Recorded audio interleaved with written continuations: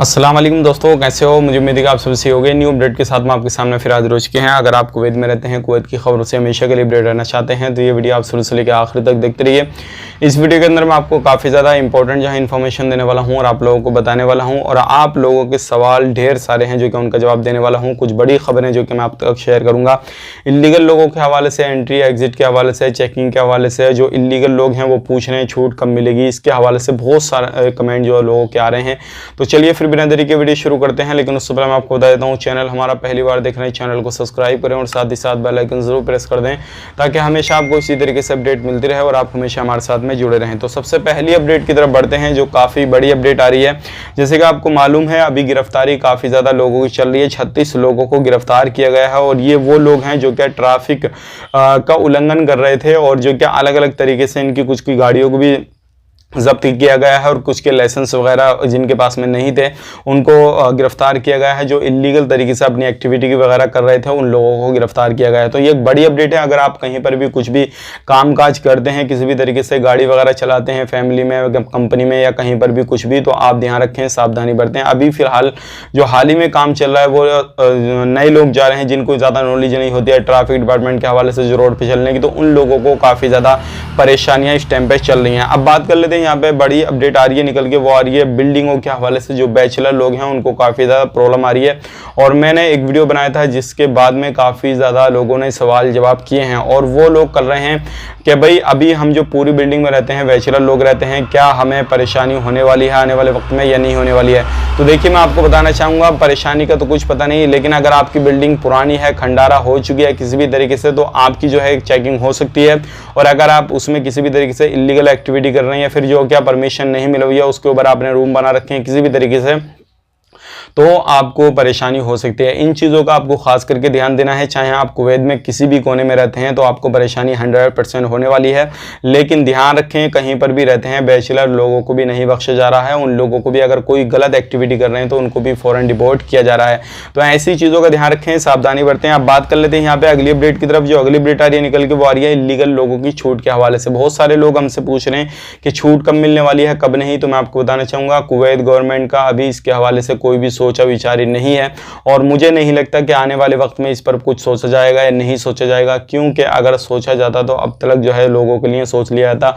और इतने तगड़े जो आपको मालूम है, इतनी ज़्यादा चेकिंग वगैरह चल रही है, चाहे वो ट्रैफिक डिपार्टमेंट को लेकर हो या फिर बैचलर लोगों को लेकर हो या फिर इलीगल लोग जो एक्सपर्ट रहते हैं उनको लेकर हो, मतलब अलग अलग तरीके से काम, जो रेसिडेंसी घर में रहते हैं, कहीं पर भी रहते हैं, तो हर तरीके से अभी चेकिंग चल रही है। अभी जो है कुवैत में जो टारगेट चल रहा है वो यही चल रहा है कि ज़्यादातर जो लोगों को जो है इलीगल रहते हैं उनको जो है कुवैत से निकाला जाए और ज़्यादातर जो लोगों को जो है लीगल तरीके से रखा जाए ताकि लोगों की अहमियत और लोगों को जो सैलरी है वो सही शुद्ध मिल सके। और मेरे हिसाब से अगर जो लोग इलीगल हैं उनको भी जो है अपना खुद का प्रूफ करना चाहिए और किसी भी तरीके से अगर कफिल से परेशानी हो गई या फिर कंपनी से कोई प्रॉब्लम के हो या आपकी मिसअंडरस्टैंडिंग हो गई किसी भी तरीके से, तो आपको उसको सुधारना चाहिए, ना कि उसको आपको इधर उधर भागना चाहिए, क्योंकि आने वाले वक्त में आपको ज़रूर जो है वो काम आने वाले हैं और किसी भी तरीके से आप बिना परमिशन के उनके कुवैत नहीं छोड़ सकते। ध्यान रखिएगा, अगर उन्होंने कोई भी उल्टा सीधा केस छोड़ दिया तो जब तक वो फाइनल नहीं होता तब तक आप कुवैत को नहीं छोड़ पाएंगे। तो ये एक बड़ी अपडेट है। इलीगल का भी कोई भी छुट्टी का या किसी भी तरीके से कोई भी छूट का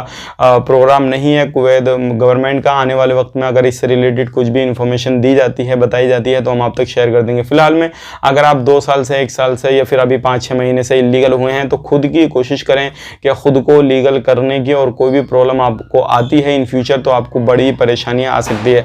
तो ये थी कुछ जानकारी जो कि मैंने आप तक शेयर कर दी। अब बात कर लेते हैं यहाँ पे कुछ उन लोगों के हवाले से जो लोग किसी भी तरीके से एंट्री करना चाहते हैं कुवैत के अंदर, खास करके जो चाहे एंट्री वीज़ा हो उनके पास में या फिर टीचर वीज़ा रखते हों।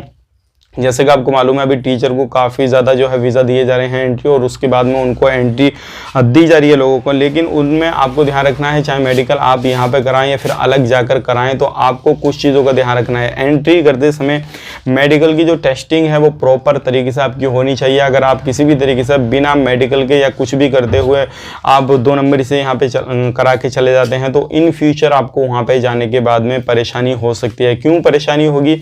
वहाँ पर जाने के बाद में पहले पहले की तरह बिल्कुल भी ऑप्शन नहीं रहे, सारा कुछ जो है ऑनलाइन वगैरह हो गया है। और इस चीज़ को देखते हुए आपको वहाँ पे जाके प्रॉब्लम हो सकती है। पहले लोग जो थे ले दे के कर लिया करते थे काम, सारी चीज़ें कर दिया करते थे, लेकिन आने वाले वक्त में जो भी चीज़ें बाकी रह गई हैं वो सारी चीज़ें ऑनलाइन हो रही हैं, और आने वाले वक्त में जो भी चीज़ें हो चुकी हैं उन पे काम जो है शुरू हो गया ऑनलाइन। तो मेडिकल का आपको ध्यान रखना है एंट्री करते समय।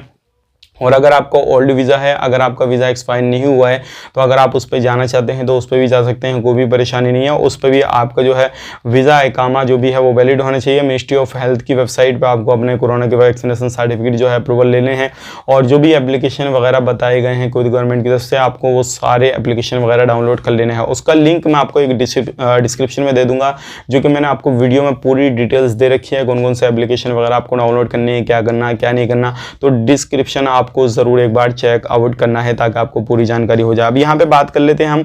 बहुत सारे लोग बोल रहे हैं कि हम अगर ड्राइवर में जाए तो हमें जो है सैलरी वो कितनी मिल जाएगी, कितनी नहीं मिलेगी। तो मैं आपको बताना चाहूँगा, अगर आप फ्रेश ड्राइवर हैं या फिर किसी भी जीसीसी कंट्री का लाइसेंस रखते हैं, अगर आप जाना चाहते हैं लाइट या हैवी, मैं यहाँ पे सिर्फ और सिर्फ लाइट ड्राइवर की बात करूँगा, हैवी ड्राइवर की बात नहीं करूँगा। हैवी ड्राइवर के इन फ्यूचर आने वाले वक्त में जो भी है मैं आपको तक अपडेट पहुँचा दूंगा कितनी आपको सैलरी मिल सकती है।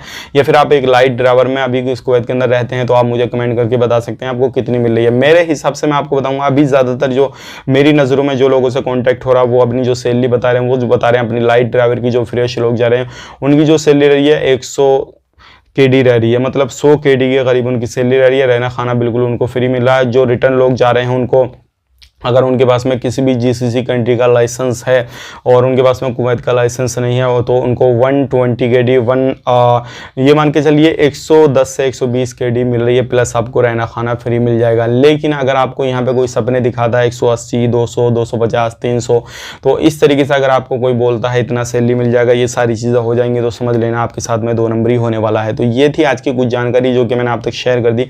अब इससे रिलेटेड बहुत सारे लोगों को कमेंट जो थे वो आ रहे थे, मैंने सबके कवर करने की कोशिश किया। अगर आप नए वीज़ा के इंतज़ार में हैं तो बहुत ही जल्दी आने वाले वक्त में वीज़ा शुरू किया जाएगा। हालांकि खादम वीज़ा अभी भी ओपन है, चालू है, और लोग उस पर जा भी रहे हैं, सारी चीज़ें हो रही हैं। अगर आप उस पर जाना चाहते हैं तो उस पर भी अप्लाई कर सकते हैं। लेकिन जो है खादम में परेशानियाँ थोड़ी आ जाती हैं, अगर आपको सामने वाला बंदा जो है परेशान करने वाला मिल गया, अदरवाइज आपको सही बंदा मिल गया, सामने वाली पार्टी ठीक ठाक मिली, तो आपको कोई भी परेशानी नहीं आएगी।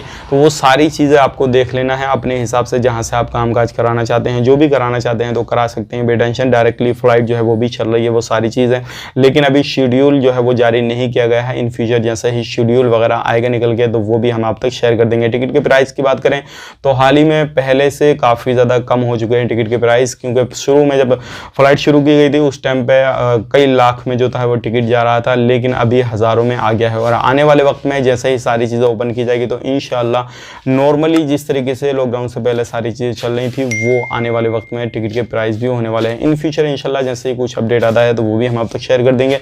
मिलेंगे इस नेक्स्ट वीडियो में, तब तक के लिए आप अपना ख्याल रखें, अपनी फैमिली को ख्याल रखें। Take care, bye.